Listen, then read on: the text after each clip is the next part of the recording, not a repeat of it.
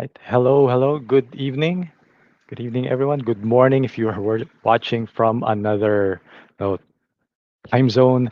I'm Rod Kagape. I'm the author of the book No Money Down Formula, and I will be your, guide for this evening. I'm the founder of the Dealmaker channel, and we're going to talk about how to invest in the US and global stock market for beginners. Just to give me an idea where you're from, can you please tell me in the, chat box? I don't know if I'm pointing on the right direction. Can you tell me in the chat box where you are watching from so that I can greet you on the live stream? And thank you for spending time with me. If you're watching from the replay or watching on the replay, then I hope that you can also put in where you're watching from in the comments section below. Okay, so what will we be talking about this evening? Well, I'm going to walk you through how to invest in the US and global stock market, even if you're a complete beginner. Now, one of the challenges for beginners is I think that maybe it's scary. Let me see. If especially for beginners, you may think it's it's probably scary to invest in the U.S. market or in the global market, or I don't have time, to invest in the market. We're going to talk about all of these things. I'm going to try to simplify, the concepts that we'll be talking about here, so that's going to be easier for you, to make a decision on whether you want to invest in the market or not. Also, be good. Now, if you absolutely have no idea, if you absolutely have no idea how to invest in the stock market, maybe you can also let me know in the comments section below because I will be skipping the explanation of how the stock market works. Okay, I would suggest no, a channel. So in YouTube, there is a video um, under the Netflix channel, no, the stock market explained. So it has a very entertaining video that tells you, how to, or that explains, and that explains investing in the stock market. And let me put that, in the chat. You can save that link. I won't be sharing that anymore, or I won't be talking about that anymore. Oh, hi, Tito Remy. Thank you, Tito Remy, for spending time with me here. And so if you don't understand how the stock market works, so there's that 17-minute video in Netflix. But just very, very quickly, so investing in the stock market, whether it's in the Philippines or it's in the US, it's basically the same. So you're trying to buy into, or you're trying to buy a portion or a share of the market. So for example, say you want to invest in Jollibee because you believe in Jollibee. Then when you buy shares of Jollibee, you become a part owner. And if Jollibee's business grows, meaning if the price of the stock grows, then your investment grows. And if Jollibee issues dividends, then you'll get a share. Okay, you'll get a share of those dividends as well. So it's the same. It's the same in the US market. So you're buying shares this time of global companies like Apple, Amazon, Facebook, or even Google. You're watching this live stream in YouTube, and YouTube is owned by Google. So you can think of that as buying shares, in Google. Okay.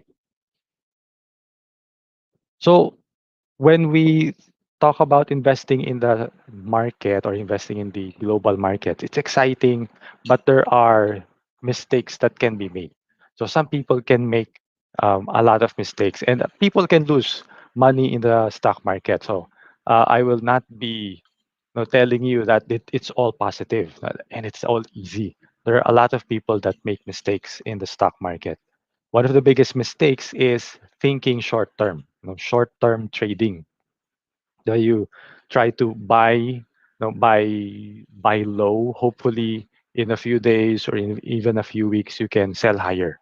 So some people think that way, but a lot of people have already lost money in the stock market with short-term trading because it's very, very hard, to time the market. If you're thinking of doing that, I would discourage you. I would highly discourage you from short-term trading because it's very difficult. Personally, I've lost money, in short-term trading. I have experienced losing 100% of the money that I have put in the market. So it is very, very risky. And that's one of the first mistakes that people make when it comes to investing in the global markets, thinking short-term. Now, mistake number two is some people invest long term, but they invest long term in the wrong way. They invest long term blindly. Just they put in money because some a friend of them encouraged them, or there is a person who told them, "Oh, you invest in mutual funds, for the long term, and then it's going to work well for you." And so but then there have been instances already. And that means there are a lot of instances on social media where people saying that, oh, I invested in this mutual fund, or I invested in this UITF, or I invested in this VUL. But after 10 years, nothing happened. I still have the same, still the same money, or no less. I even lost my capital. I invested 300,000. 10 years ago. Why is it still 300,000 now? So, and that's because you invest blindly. You just put in money, without thinking, where will this go? How will this grow? How will this, how will my money grow? What are the fees or expenses that are being deducted from my account? So there's no visibility, there's no transparency in the um, assets that you bought. So that's why you're just hoping that over the long term, it's going to grow. So if you're going to invest in anything, you have to be aware of what's going to be go in there, what's going to happen. And that's why I don't recommend that you invest long term blindly. You have to come in, with eyes open and knowing what to expect. And you have to regularly check. But there was a question from when I posted about this webinar. Someone asked, what are the things that you have to look out? How much time is involved in this? Really, you don't need to spend a lot of time, and I will show you later, how you can maybe invest even every month just by spending a few minutes of your time. You don't really need to spend a lot of time in investing in the US or even the global markets. Of course, the more time that you can spend, then chances of you getting better results increases. But you don't have to spend a lot of time to invest in the global markets. Now, mistake number three is some people don't invest in the US or the global market. And this is not, no, I would say that this is not your fault because for the longest time, it was really hard to invest in the US market. I wanted to do that many, many years ago in the internet, even as early as the internet boom in the 2000s. But at that time, no, you needed to have a US bank account that you can't fund. You need to open, of course, you need to open a US brokerage account. And to open a US brokerage account, you needed to have a US bank account and a US address and a social security number. So those were the requirements back then. Even up to now, some of the traditional global or traditional stock brokerages have that requirement. So it's very hard to get started. I only got started last year, and it only opened up to foreigners, I guess, a few years, 2 or 3 years ago. There are still platforms that are hard to get into, but fortunate thing is now it's easier for us, especially for us outside the U.S. Wherever you are coming from. I'm based in the Philippines, but I can invest in the US or global market through a platform that I will share with you later. Now there are a lot of platforms already that allow that, but majority of the platforms that are out there still make it difficult for foreigners to invest in the US market. So you have to choose the right platform as well. Okay, but why is it a mistake? now that it's easy for us to invest in the US market, um, there's no excuse not to invest in the US market anymore. Okay, so, for example, looking at this chart, if if you invested in the Philippine stock market 5 years ago, right, in 2016, so right now you would only have a 3.71% return. And so, because, well, for various reasons, the market, the Philippine Stock Exchange, has not performed as well as many investors would have liked. Even right now, because our economy is was really, really struggling, lowest GDP for so many years, and we don't expect to be able to recover. Um, Probably even this year. Parang the earliest projection of recovery is next year pa. So investing in the Philippine market is very hard right now. And we will even look at the charts later. But if you were able to invest in the US, or the US S&P 500 stock exchange 5 years ago, you had already made 100% of your money. You would have already doubled your money. And if you invested in the Nasdaq 100, which is the tech index of the US market, then you've already tripled your money, 212% return already. So uh, it really is a big mistake of not investing in the US market. Right? Yeah. So why invest in the US market? That's the first big reason, right? There's a great opportunity to invest in the US market. So we should be, all of us should be investing in the US market. I just wanted to repeat this slide again. You would have, there's a big loss of opportunity. Diba? Loss of opportunity loss. Sayang. In, your money would be sleeping in the Philippine stock market right now. Pero in the US market, nag-double na sana or it should have tripled already. Okay? Reason number two is to diversify. So again, looking at, going back to that chart, diba? You want to be able to diversify. Kasi if your, if your money just stayed in the Philippine market, sayang.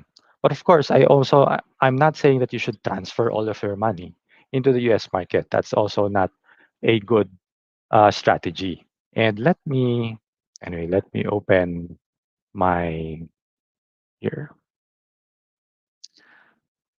Let me share my charting screen. All right, so let me share the charts. Okay, live charts. All right. Okay, so I'm here in Yahoo Finance. So if you'll notice here in Yahoo Finance, I'm comparing the Philippine Stock Exchange with the S&P 500 and the Nasdaq 100. So if we go to, this was more or less 5 years ago, 2014, 7 years ago. This is how the Philippine market has performed. So the Philippine market for the past 5, 7 years was really just sideways. So sayang, di ba? Natutulog.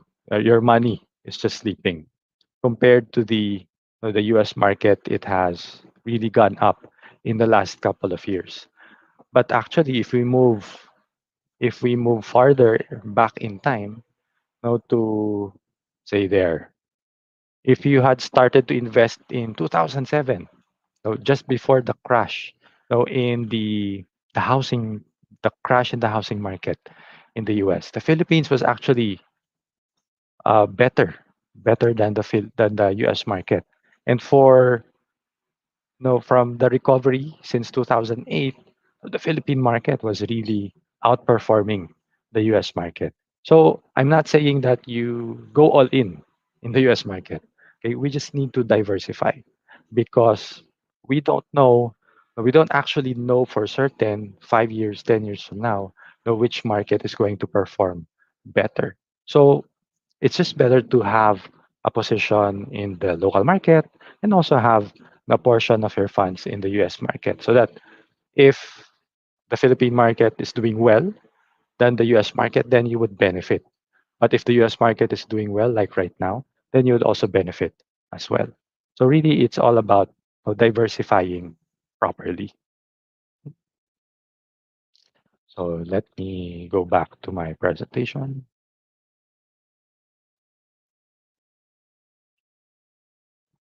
So it's all about diversifying. Number three, for me, this is the best reason to invest is because there are better investing options. So in the in the Philippine market, you're just able to buy local stocks, and there are also you're also limited. So you can just buy and hold the stocks. If you want, you can buy and sell the stocks, but there are very limited options. So in the Philippine market, you cannot short a stock, for example. You cannot short the Philippine index. What does shorting mean? Well, shorting in essence is just a way for you to make money if a stock is going down. So if the price is going down, you can still make money by shorting the stock or shorting the index.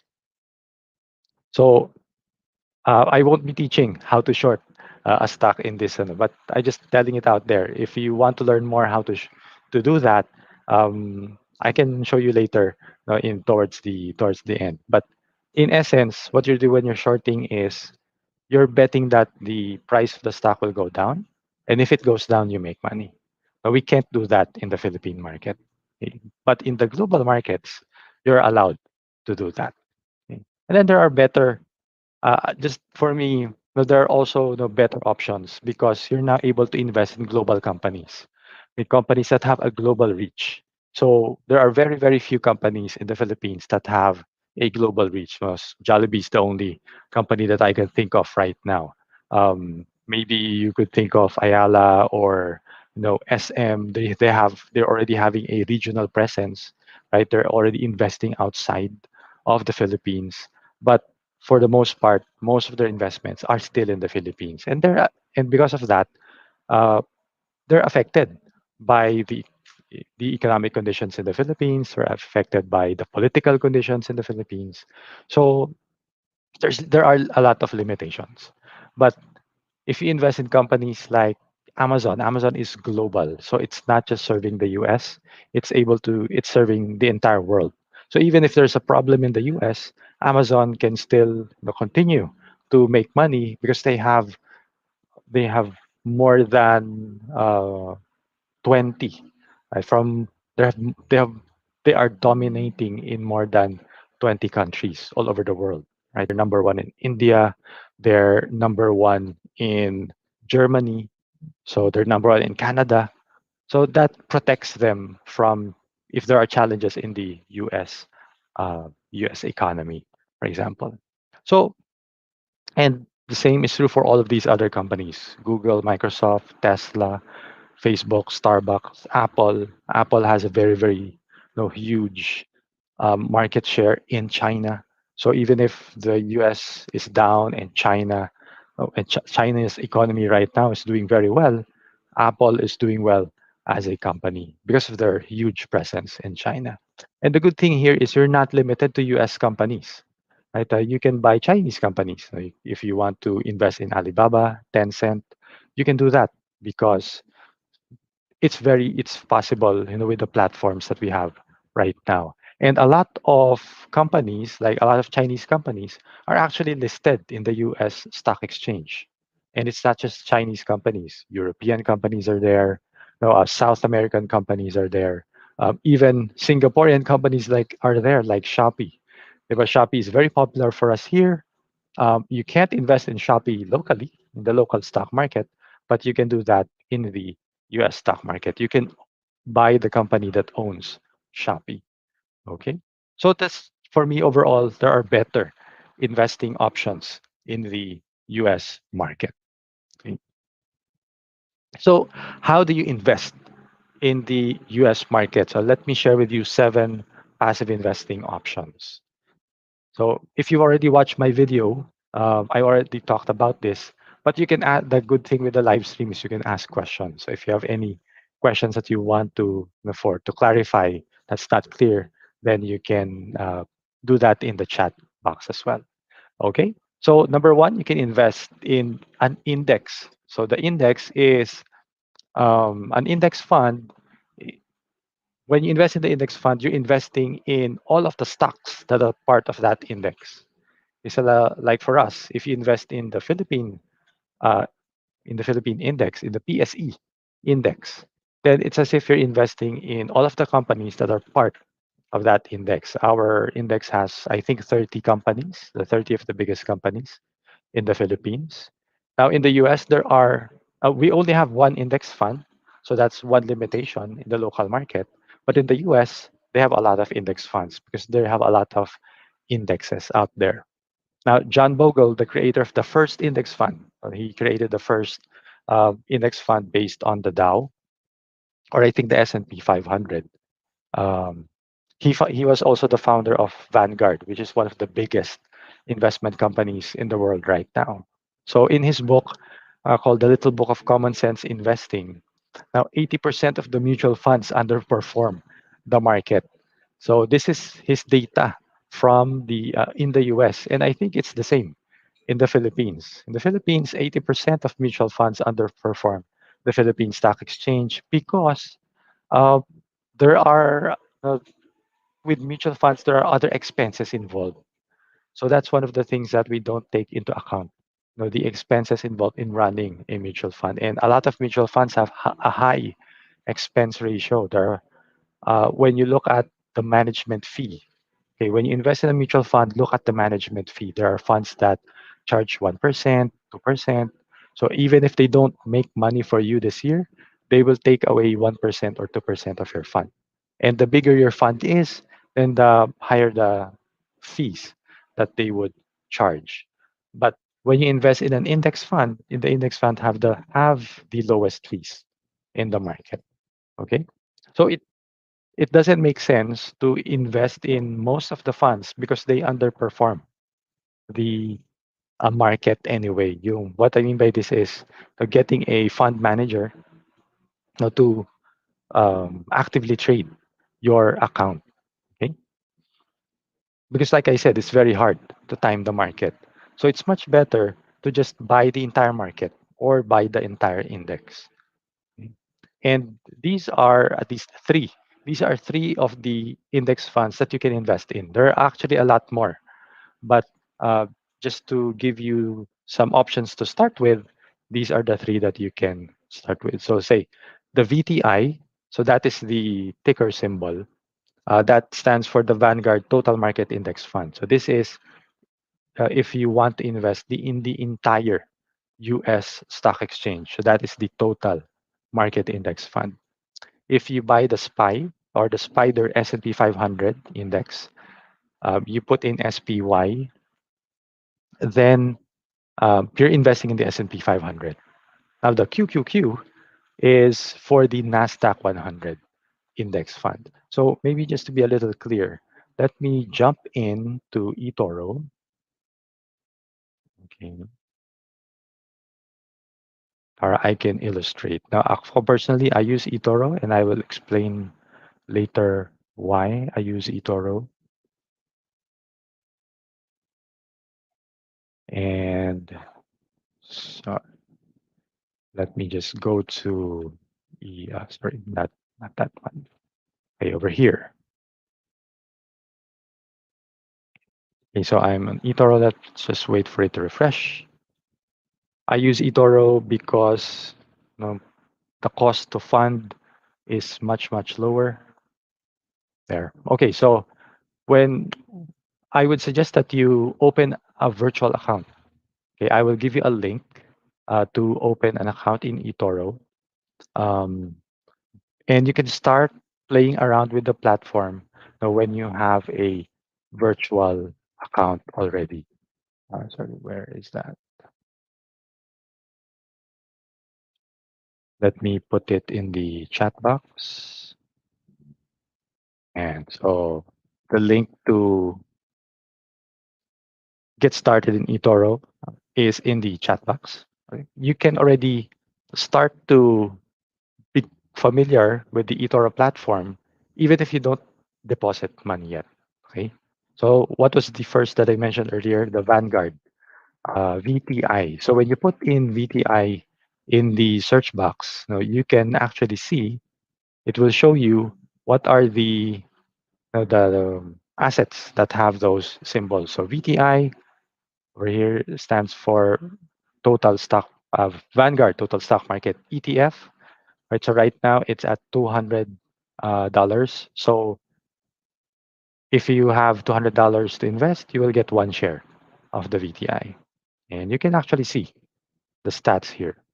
And so you can see that the total market fund has been growing. And to buy a share of VTI, you just go to trade, and then you just tell them, to buy, because there you can just because I have a virtual account, daming pera 6,470. But the minimum to buy one unit is actually $50. So that's the other advantage of the US stock market. You can buy fractional shares. You're not limited to buying the exact amount, because in the Philippines, you have to buy exact amounts. But there are board lots. If a share is 100 pesos per share, you probably need to buy 10 shares of that. You can't buy one half a share. Mm. But in the US, or in the US markets, you can buy fractional shares. Okay, so that's the VTI, then the Spider S&P 500 index, okay, or the SPY. You just put in SPY, and then you can buy the SPY. So these are the stats for SPY, and for the Nasdaq or the QQQ. So this one is Power Shares QQQ by I think this is by Pro Shares. Okay, so you can buy that as well. Okay, there. So let me go back, and I guess maybe I should just share my screen, share my entire screen.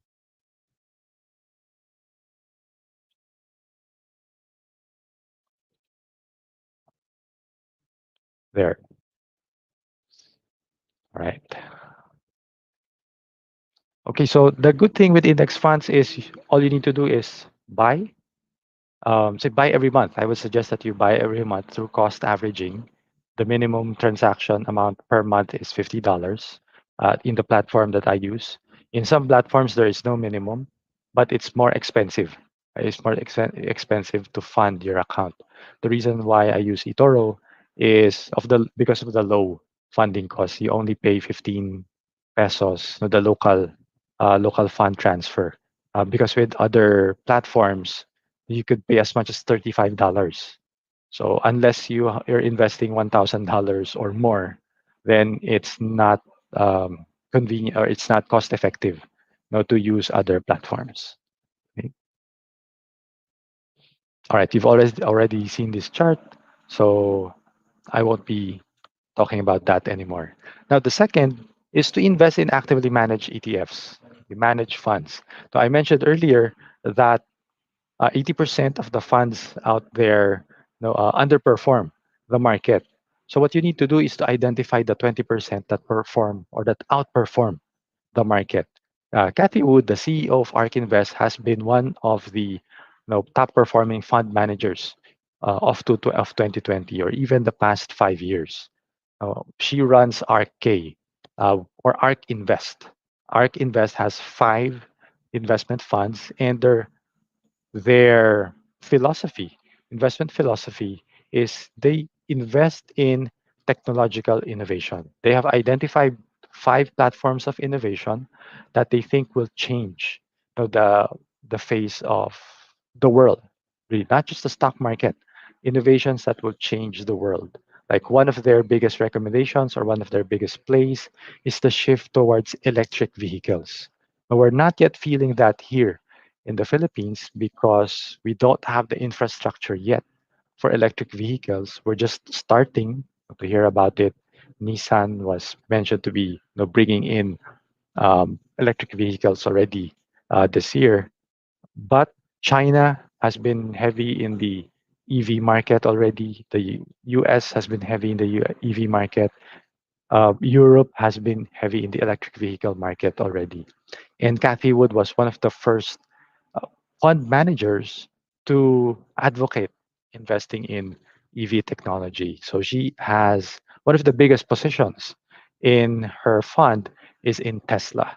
So Tesla has been one of the pioneers in the electric vehicle sector. And because of her investments in the tech industry, in the past 5 years, her fund has actually made more than 800%.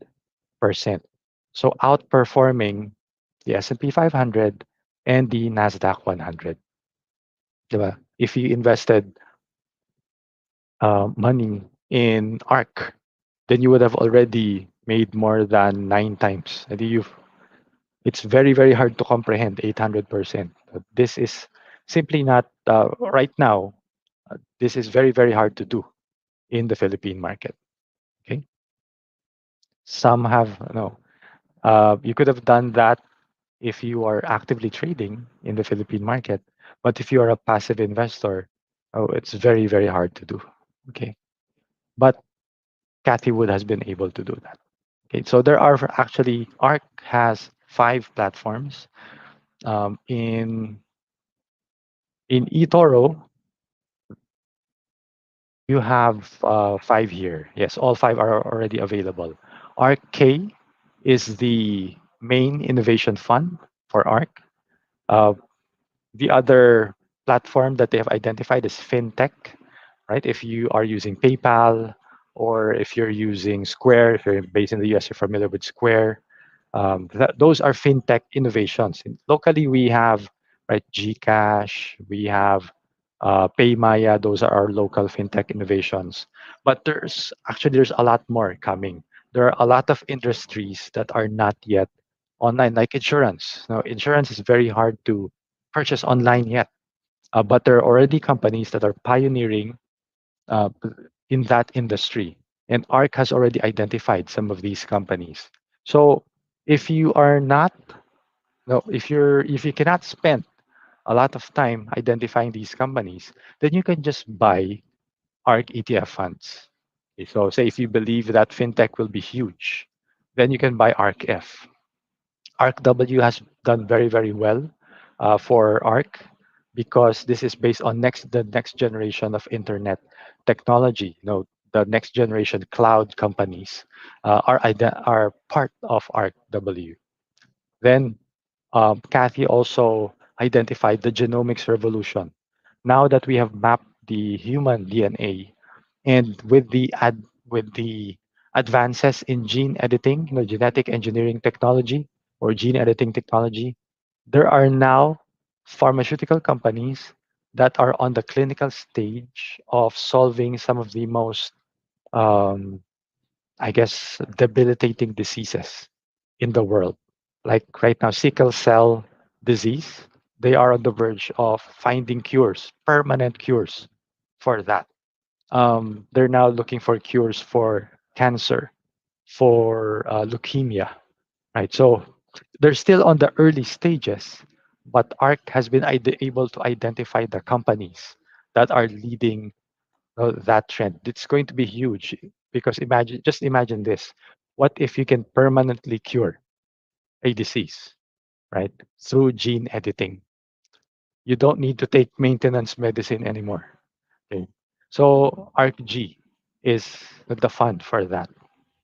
And then autonomous technology and robotics, uh, that's where Tesla is included. Self-driving cars, that is already being tested in San Francisco.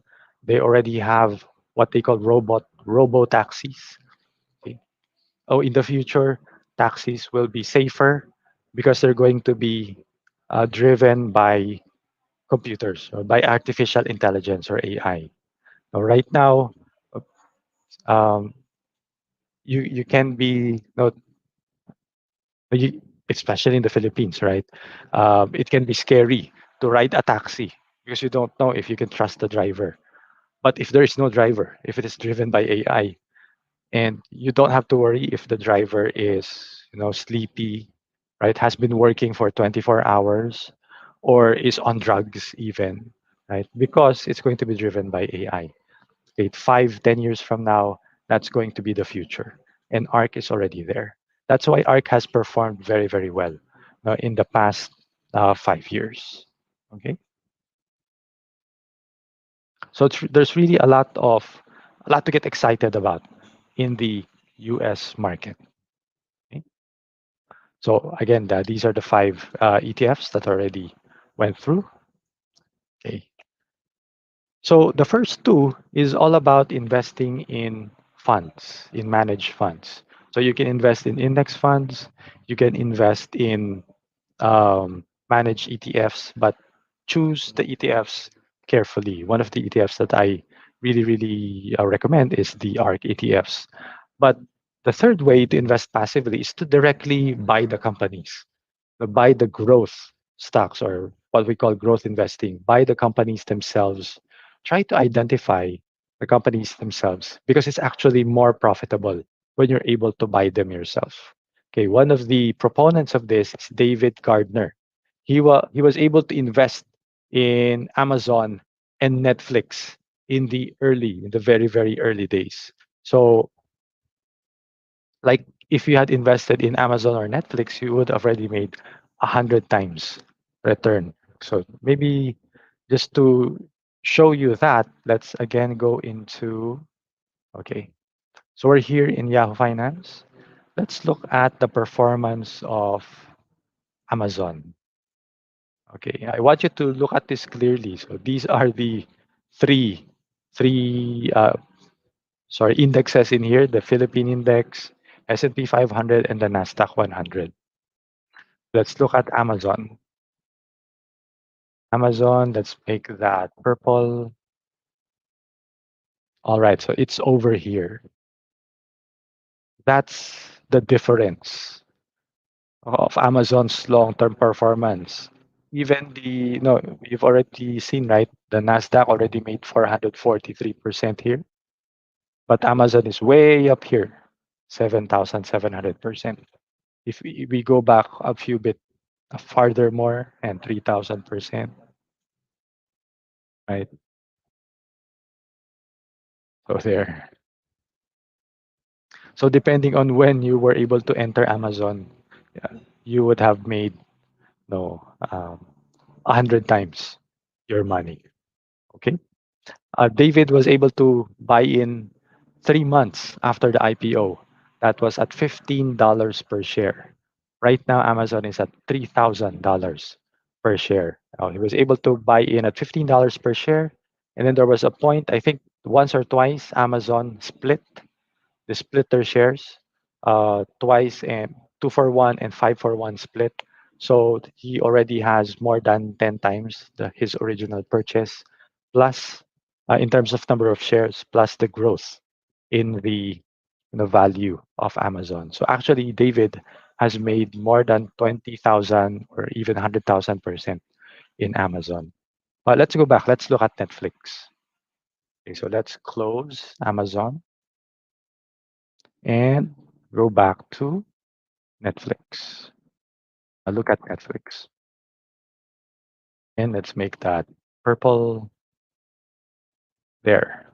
15,000%. Even higher than Amazon.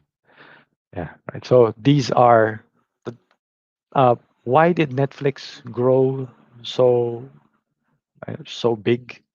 Netflix essentially changed. It used to be. I don't know if you are younger, you probably don't remember the time when people rented CDs and DVDs, right? There was still Video City here locally. Now Video City is no longer here, right? But in the US, it was I think broadcast.com. I'm not quite sure, but that was the biggest company back then. Netflix started out just renting out DVDs as well, but they were able to diversify, or they were able to shift or pivot into streaming. Now, Netflix has more than, I think, 200 million subscribers, if I'm not mistaken. Think about that, 200 million. That's more than twice the population of the Philippines. But that's not even the entire population of the US. The US has 300 million. They have 200 million all over the world. And when you think about our global population, the world has what, more than, are we 6 billion already? Right? So when you think about that, Netflix is only reaching out to a small portion of the global population. So Netflix is still going to grow in the future. And Netflix is really the future. People are no longer, people are actually shifting from watching on TV or cable. Um, HBO is one of the channels, no, cable TV is one of the channels suffering from this because people are now shifting, to streaming. But it's not just Netflix. No, there's already also Disney Plus already. There is Hulu. Even Amazon is already in streaming. If you have an Amazon Prime, you'll be able to watch, streaming in Amazon. But Netflix has been the biggest. So if you're able to identify the growth stocks that will outperform the market massively, then you're going to make way, way, way much more money. Now, the thing here is, of course, it's very hard. It's very hard to do that. That's why me personally, I subscribe to the Motley Fool. Motley Fool is a advisory service that David Gardner runs. So that's what he does. He tries to identify, these growth stocks that will outperform the general market, the S&P 500. So this is the cumulative growth of a $10,000 investment in Stock Advisor. So if you invested in 2002, your 10,000 over here would already be 200,000 if you invested in the um, stocks that they recommend in Stock Advisor. Now, if you had just invested in the S&P 500, you would have still made more than triple your money because you would have already 30,000 or double. You would have made more than double your money already. You'd be at the 30,000. But if you're able to pick the growth stocks, then you would already be at 200,000. No, your portfolio would already be at 200,000. All right. Yeah. So that is growth investing. So if you have a little bit more time, then you can pick the stocks yourself or just invest in them long term. Okay. If you were able to invest in, let's look at Apple, right? If you were able to invest in Apple at the time that they released the iPhone, okay, let's look at the ticker symbol of Apple. Uh, that was in 2007. So here, 2007, yes. So then you would already made 3,000%, right? So before Apple, uh, when Apple actually released the iPhone, at the time that they released the iPhone, Apple was not yet $1 trillion company. So it was already an exciting company because of the return of Steve Jobs. They already released the iMac, they released the iPod. Remember the iPod? It's no already I guess no one has the iPod anymore. That's how fast technology moves. But if you bought in when they released the iPhone, you would have made 3,000%. So invest in companies that you love, especially those that are just going to be exploding. Okay? I'm going to show you later a way to do that. Okay? Especially because I understand some of you don't have the time, to look for companies. Okay. So number four, maybe I know. I'm not sure if Tita Remy is still here. Verse. There's a question. Verse. Is there a minimum fund needed for Etoro? Yes. To start, it's $200. So that's the minimum to start. But to add to your account, $50. You just need to add $50 na lang. I would suggest that you use my link because if you use my link to open an Etoro account, you get a $50 bonus. Okay. So uh, I know. Okay. I know that Tita Remy, if you are obviously you're already um, close to retirement, or I don't know if you're already considering retirement. This fourth option or fourth strategy that I will share is going to be better suited for people who are already thinking of retirement because with if you invest in growth stocks like Amazon, then you're not going to get regular income because Amazon does not issue dividends. Apple does. So that's the good thing. Apple gives dividends. So while the stock is going up, you can get regular quarterly income so that you can use in retirement. But with companies like uh, Amazon or Tesla, although they are good growth companies, uh, I would not suggest them for people, or at least you can allot a portion to these growth companies, but a bigger portion should be in dividend growth stocks. Okay? So let's look at dividend growth stocks or dividend growth investing. Okay, Grace Groner actually was a secretary. She in the 1930s, she was working as a secretary for Abbott Laboratories, and she started with just $180. That was 3 shares. She bought 3 shares of Abbott Laboratories at $60 each. That was her only investment. Okay, because I think at that time that was her life savings. So she was in her I think early 20s or early 30s. She held on to those 3 shares for 75 years, and that $180 grew to 9 million. So the beauty with investing in dividend growth companies is these are companies that still grow over time, right? But they are issuing dividends. They issue dividends every quarter, right? There are companies called REITs, real estate investment trusts, that pay out monthly. So maybe that is more convenient. If you are retiring or already, what you want to do is sell some of your growth stocks, those that have made 1,000%, 2,000%. You'd want to sell some of those and then buy dividend stocks so that you can get passive income during retirement. So Grace Groner did that. The good thing with Abbott was those 3 shares actually split many, many times. Okay, it split 2 times, 5 times, 10 times. So when it splits, your number of shares multiply.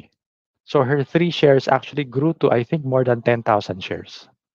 And those 10 each share will give her a dividend. And what she did was that every time she got a dividend, she would just buy more shares of Abbott. So if you're not very speculative, if you're not comfortable investing in tech companies because you don't understand the company, you can invest in companies that are much, much easier to understand. There are blue chip companies out there right now that are still growing, but are also giving dividends. Okay, so Grace Groner did that. Ronald Reed, another example here. Ronald was actually just a high school graduate. Right. So the good thing with dividend growth investing is you don't need to be super intelligent or even super educated, to invest in the U.S. market. He was a gas station attendant. He was a mechanic. He was a janitor. Those were the jobs that he did. One of his employers actually said that he only has 2 skills, chopping wood and picking stocks. So Ronald Reed would read the Wall Street Journal in the local library. And he would just invest in solid companies like Colgate, P&G, Johnson and Johnson, General Electric. Those were the companies that he invested in 1950s, 1960s, 1970s. And like Abbott Laboratories, these are companies that also gave dividends, and these are companies that grew over time. So let's look at some of these companies and how they perform. So for example, let's look at P&G, Procter and Gamble.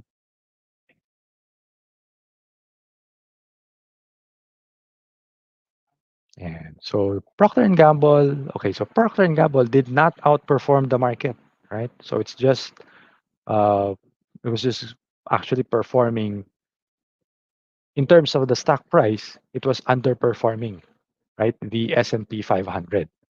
But if we look at, if we go here, this is another website that I use, MarketBeat, because in MarketBeat you can actually see the dividend history. So Let's go here to dividends. Procter& Gamble dividend yield history and payout ratio. Okay. So here, the most recent dividends. Dividends are paid quarterly and every share is 0.79, right? So that's 2%, 2% yield at current price because the current price is $123, okay, today. So if you bought the shares today, your dividend yield would be 2%. But let's go back to 2013. So the earliest data available in market beat is from 2013 onwards. At 2013, the dividend yield was $0.5 per share. Okay, 0.5, 56 cents, diba? 56 cents. So that was a 3.26% yield in 2013. So let's look at what is the price of, sorry, PG, Procter and Gamble. So let's close this first. Around 2013, the price of PNG was hovering at $70, $80. So let's just compute at $80. So 0.56. What was the dividend yield? Let's look at that again. 5620, 5620 times 12 times 4 because there are 4 quarters in a year. So that's $2 divided by PT, right? So that's 2.81 um, 2.81, sorry, dividend yield. Okay. But today, sorry, what I wanted to show pala was today 0.7907 there. 0.7907 times 4. So today you would have yearly, you would get $3 per share divided by $80 if you bought in 2013. Then you have a 3.9% yield. So your yield is actually getting better over time. The good thing here with Procter& Gamble, Procter& Gamble is part of what is called the Dividend Aristocrats. So the S&P 500 Dividend Aristocrats. These are companies that have given a dividend for the past 25 years without fail. They have not failed to give a dividend for the past 25 years, and they have consistently increased the dividends that they are giving to shareholders. So if you will see here, right, let's go back to 2013. They started 0.56, then it was 0.60, 0.64, 0.66. So their dividends are increasing over time, right? So you buy at low prices, but over time, the dividends that you're getting are actually increasing. And if we look at Procter& Gamble, if you look at the chart of Procter& Gamble, in 2013, it was already at $70, but now it is at 120. So at the same time that the company is giving dividends, your shares are actually growing in value as well. Okay. So these dividend aristocrats are, you know, companies that are just steadily growing. And then you just assess for yourself, will Procter and Gamble still continue to grow in the coming years? So that's where you have to dive into the um, prospects of the company as well. But as long as Procter and Gamble is part of the Dividend Aristocrats Index, they will continue to give dividends and they will continue to increase their dividends. Those are the two requirements to be a part of that index. If you suddenly cut your dividends, then you will be taken out of that index.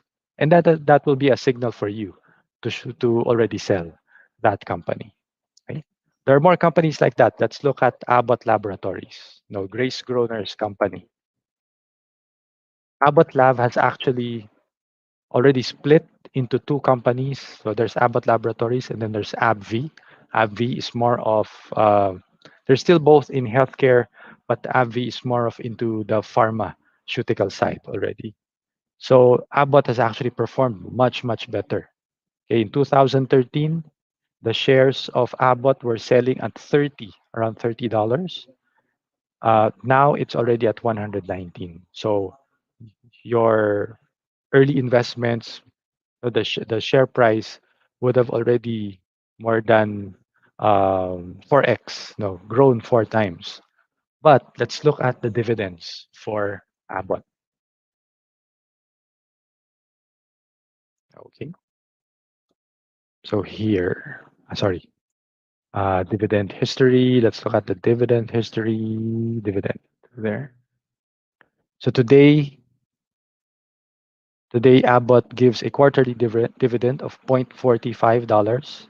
So let's look at that point. 45 times 4, right? 1.8. And again, how much was in 2013? Year 2013, around $30. So 1.8 divided by $30, you would already have a 6% yield on Abbott Laboratory shares. Today, it's at 1.46% yield. So you might think it's a little bit low, but like Procter& and Gamble, Abbott is a member of the Dividend Aristocrats. In 2012, the yield was $0.14 per share, but now it has grown through the years to now at $0.45 per share. So if you're going to be retiring soon or retiring already, say if you're in your 50s, you're already planning for retirement, or say if you're in your 40s and you want to retire early, you want to retire in your 50s, then accumulating shares of dividend aristocrats is already a good idea. Now you start putting a portion to companies like Abbott, right? Because now you'll be getting yields, you'll be getting passive income. Okay? And you can also think of a real estate investment trust because REITs give monthly dividends as well. But I won't be covering REITs right now. Okay. So Ronald Reed, the janitor, was able to build a portfolio worth $8 million. Okay, just by buying dividend growth stocks. Okay? So invest in companies in the S&P 500 Dividend Aristocrats Index. Uh, you can actually Google what are the companies in the S&P 500 Dividend Aristocrats Index, and you can start buying them. Okay, there are 65 companies in that index. All right, and historically, they have just slightly outperformed the S&P 500. So as a group, they have slightly outperformed the S&P 500 because they give dividends. All right. So I hope that you're liking the information. Please make sure to smash the like button in YouTube. So uh, because this helps, no, this helps the channel. This helps YouTube as well to share this video to more people. Okay. The fifth way that you can passively invest in the market is through copy trading. So if you don't have time to pick growth stocks, or if you don't have time to pick dividend stocks, then you can just uh, head into Etoro and look for investors that say follow growth investing, or follow value investing, or follow dividend investing.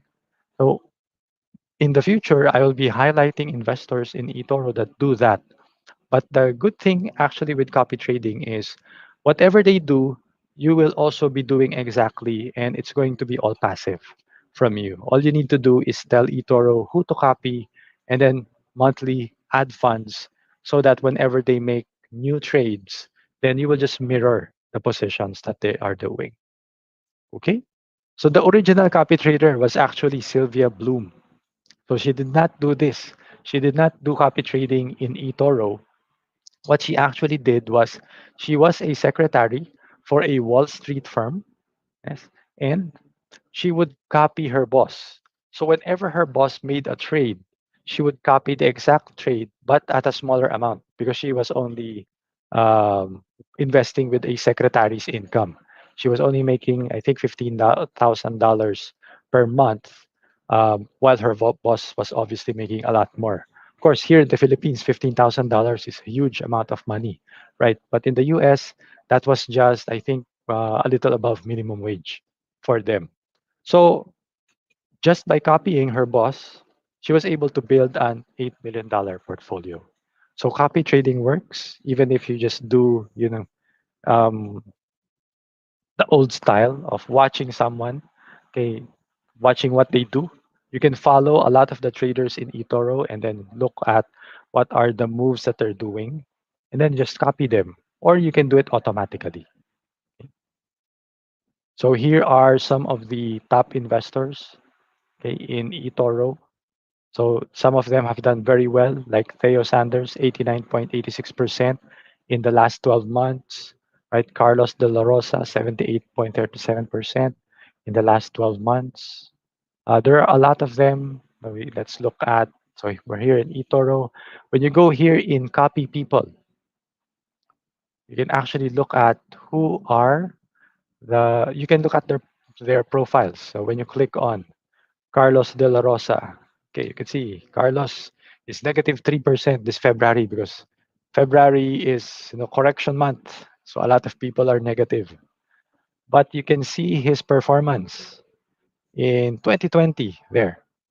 From starting April, he was able to enter at the bottom of the market and he was able to make 73% the past year. Yeah. His risk score is 3. This is very good. So, but what that means is he does not have high volatility. Though in his account, the maximum amount that he goes down in a day is negative 3%, and the maximum he went down in a year was minus 6%. So, relatively a very, very good, stable portfolio. So he was able to do that, but still making 73% in 2020. So more than 2,200 people have already copied him. So you can also copy Carlos. So there are a lot of people that you can copy. You can also copy me. So I'm still fairly new. Di ba? When you go to my public profile, you can just search for Ronald Kagape. You can also see my stats. So I'm also negative for February, minus 1.48%. But last year, no, I made 19%, and this year I'm at 7%. My average risk score is 4%. So my yearly drawdown is a bit larger at negative 11%. And I only have one copier. So she's very lonely. I would suggest now if you can allot a portion of my funds to copy my account so that I will have more than one already. But I'm still fairly new. I'm not really campaigning, for more copiers because I'm still learning. But if you want to copy me alongside other investors, there are you know, uh, a lot of very very good performers here. You can check out who are the most copied investors. Right? When you see that black star, that means these are the elite, elite investors here in eToro, right? So guys like Richard Stroud, 60% in the last year. What's his name? Wesley Warren, 69%.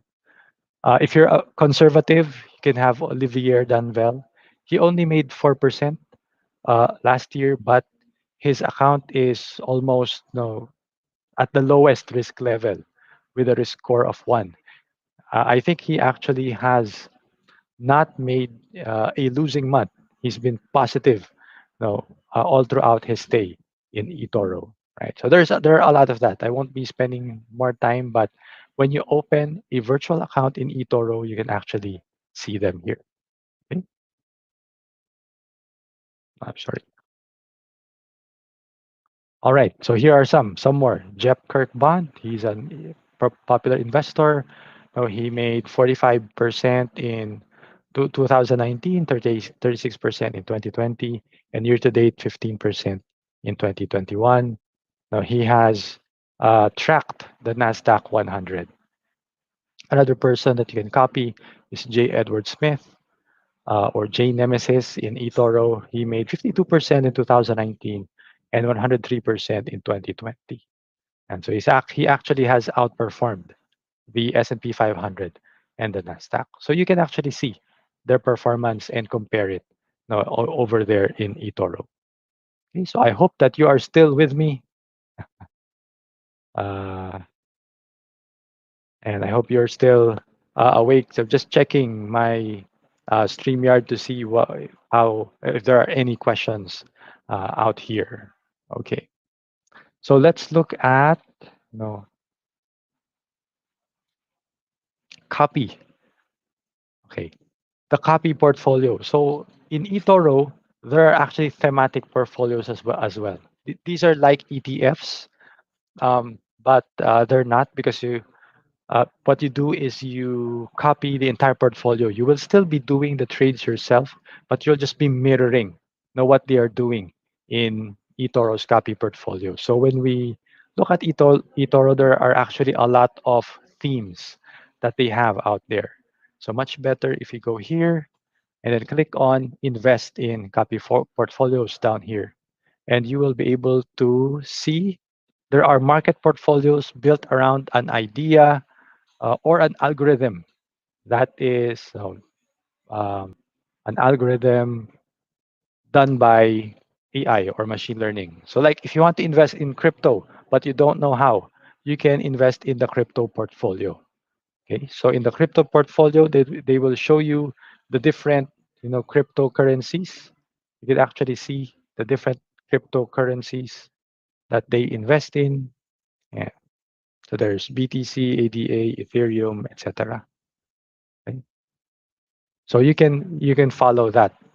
You can invest in the crypto portfolio if you want to. The thing here with the copy portfolio is the minimum is $1,000. So there's a little bit more investment there. With copy trading, the minimum is only $200. Then there is the Outsmart Nasdaq. This is powered by machine learning. So eToro identifies the stocks that eToro's AI will identify the stocks that can potentially outperform the Nasdaq. So you can actually see what are the stocks that the machine learning platform invests in.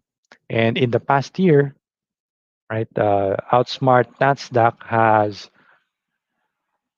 outperformed, has actually returned 95.99%. So there's a lot of those themes here. There is the if you want to invest in e-commerce, you can buy the shopping cart copy portfolio. Okay, then there is the gaming industry in the game, driverless portfolio, if you believe in the self-driving themes portfolio. Then there's gene editing, CRISPR tech copy portfolio. If you believe that China's car sector, which is very huge, the China car sector is actually probably bigger than the US. Or if you want to invest in the tech leaders of China, you can do that as well. So there's a lot of flexibility when it comes to diversifying in eToro, or in copy portfolios. Okay, all right. Or you can also combine any of the six methods. The thing here is, I am not a licensed investment advisor. So these are all just my opinions. It's actually better if you can ask an investment advisor, how should you build your portfolio? Because we're all different. Maybe some of you are younger, like you're in your 20s or in your 30s. You don't need dividends yet, and you have the time, or you have the desire to learn the market. Then maybe you can pick the growth stocks yourselves. Try to identify the next Tesla, the next Amazon, and maybe 100% of your US portfolio is dedicated to that. Or maybe you're a bit advanced, or you're more not really advanced in age, but more conservative already, because you probably have your millions already. It's stuck in the Philippine market. It's not growing as much as you would like, but you want to diversify. But you also don't want to, put it too much at risk. You don't want it to be more speculative, because growth stocks are very volatile, right? It can go up and down. So you may not want to go there. You may want to invest in steady dividend growth stocks, or mix a portion. Portion could be in, right? Portion of that could be in index funds, right? Or you could allot some of that in in the different dividend growth stocks, like maybe 10% in Procter and Gamble, or 5% in Procter and Gamble, 5% in Abbott, 5% in Colgate Palmolive, or in these other companies. Okay, so there is a lot of flexibility involved, but I would highly recommend that you, of course, you seek professional advice, guys, especially when it comes to personalized advice as well. Okay. So I would highly recommend that you invest long term in the US and global markets. Put a portion of your funds in the US and global markets using eToro, because eToro is the most cost effective, at least for me. It's most cost effective for us Filipinos or foreigners. There are other platforms out there like interactive brokers, but my problem with interactive brokers is there is an activity fee or an inactivity fee. You have to make 10 trades. You have to be active in trading. If you're not active in trading, then your account will be deducted $10 every month. So I wouldn't recommend that unless you are active. Now, with other and when if you want to fund, your account in interactive brokers, you're going to spend $35 wire transfer fees. So it's not really cost effective. That's why for me, I would recommend eToro. Now, the problem with eToro is it does not have all of the stocks in the US market. So they don't have a comprehensive library or basket of stocks. But for me, for the most part, most of the stocks that I buy or that I am looking to buy are in eToro right now. So right now I'm comfortable investing there. Okay. And the benefit here is if you use my link, you get $50 bonus, and you can actually even invite your friends. So when you invite your friends, you'll get a $50 bonus as well. So building your account as well. Okay. So please use my link to sign up to eToro. All right. And then on March 1, for some of you, I would invite some of you to join me on Patreon. So Patreon is it's a way for you to support me because YouTube is free, right? You can actually watch my videos for free in YouTube. I will continue to do stock analysis on YouTube.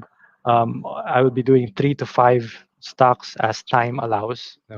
Analysis of 3 to 5 stocks on YouTube regularly, but of course, that's free. Okay. But if you want to continue to support me, especially, if you want to um, join me in my journey to identify the next growth stocks, because I'm also excited. That's one of the things that I'm spending time on, identifying the next Teslas, the next Amazons.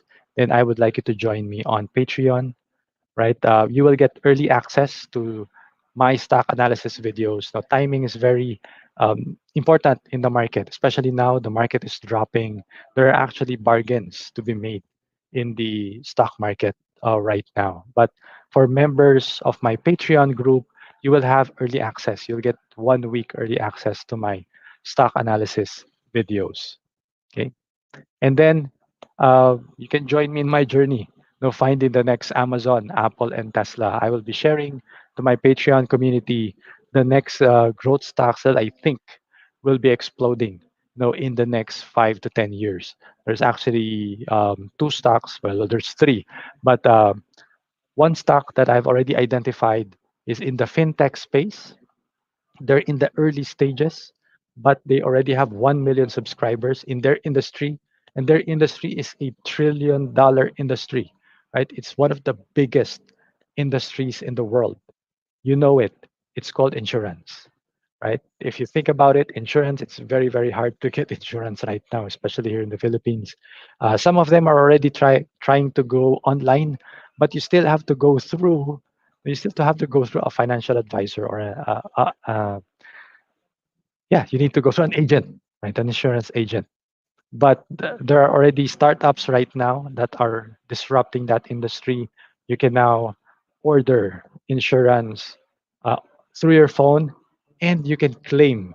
Actually, the claiming is the hard part. No, it's easy to get insurance. You can just go to your financial advisor and order insurance from them. But it's hard to claim because you have to prove that, you have to give your company a lot of documents to prove that you're qualified, to claim. But there's already companies, there are already startups out there. Some of them are not yet public, but there are already companies out there that you can buy insurance through your phone and you can claim through your phone. And they already have more than 1 million subscribers. So it's a very, very exciting company. And I think that they will grow more than 10 times in the next few years. Okay. And I'm going to share companies like that with you. Another company is a software company that is involved in mobile gaming. They actually have captured more than 50% of the mobile gaming market. And because mobile games are now the trend in the future, so less and less people are playing on consoles, or less and less people are playing on a desktop. More of them are playing online, right? If you notice, that is a problem, right? With parents have right now, because kids are playing online, but it's not just the kids, even the adults are playing on their mobile games, especially say if you're stuck in traffic, right? Most of the time you would play, on your mobile phone. Or if we're already, right, if we already have self-driving cars in the future, you'll probably be, right, playing on your mobile phone in the future. So mobile games is going to be huge in the future, and there is a company that uh, has cornered 50%, more than 50% of the mobile gaming market, and they are a public company, and they will be growing um, massively in the next few years. And a third company that I'm looking at is involved in data intelligence, business intelligence. And this company is going to be huge. They're actually closing government contracts. They are closing big corporate contracts because artificial intelligence is the future. Yeah, as Amazon, as Facebook, as Apple have shown, machine learning, the artificial intelligence is going to drive business in the future. And this company, is closing big companies left and right, and they're going to be huge, in the future. So I would invite you to join me on my Patreon community, on my journey, to identify these growth stocks. I will be opening that on March 1. So right now, I just want to give you a preview. Where is it? Here. So it's actually, there are only two membership levels, and it's very, very affordable. Okay, so there's the smart deal maker level, which is at $5 per month, and the sophisticated deal maker, which is at $10 per month. So I will be sharing, the top 21 stocks to buy in 2021 to the smart deal makers, and I will be updating that top 21 list. So just to make it easier for you, because the US market has, I think, more than 10,000. There are more than 10,000 stocks, and all over the world, there are more than 20,000 stocks. So it's hard to go through all of that.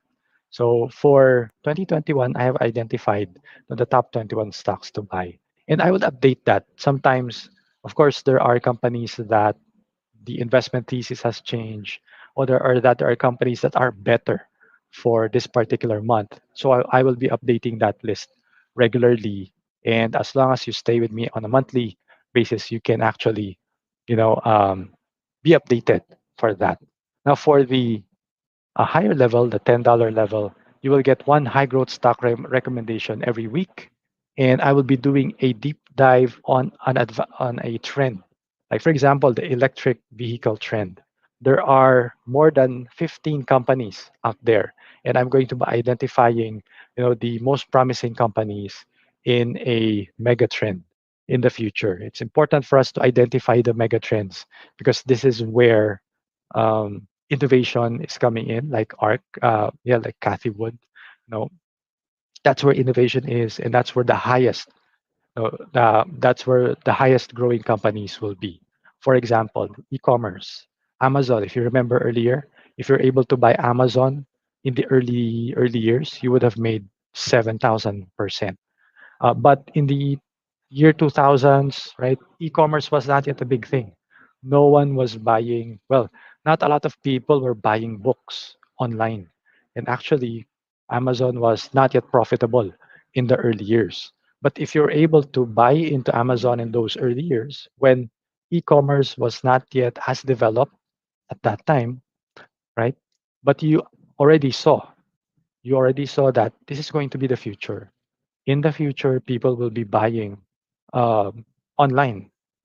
Then you would have already made a lot of money. So every 2 weeks, I will be identifying mega trends and I will be updating these mega trends. I will be sharing these to my sophisticated deal makers.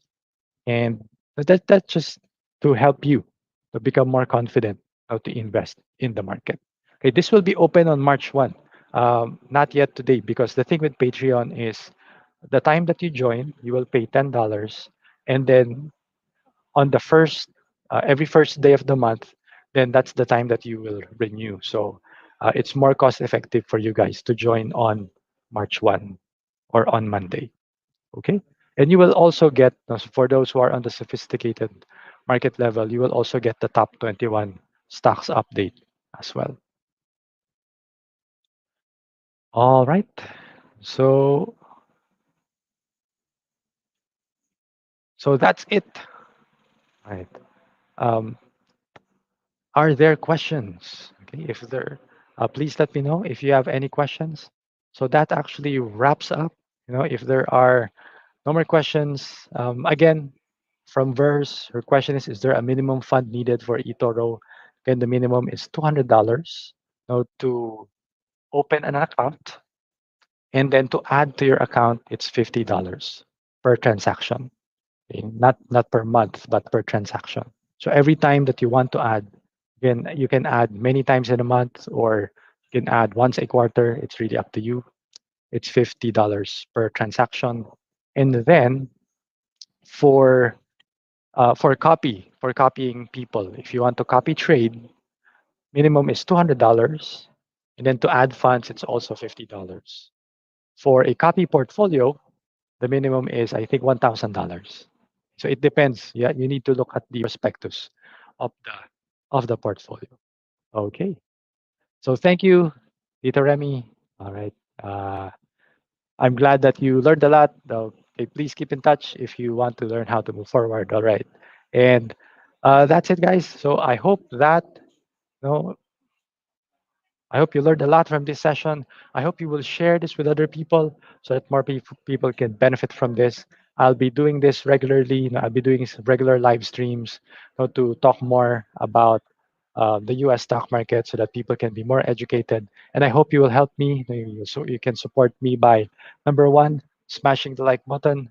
Number two, subscribing to the channel and hitting the notification bell so that you can be notified whenever I have new videos and sharing my videos to your friends and encouraging them to diversify and invest in the US and global market so that together we can all become world-class investors. Now, that's just my dream for the Filipinos. We can become more world-class investors. We can make money in up markets or we can make money even in down markets. Um, and I hope that you'll join.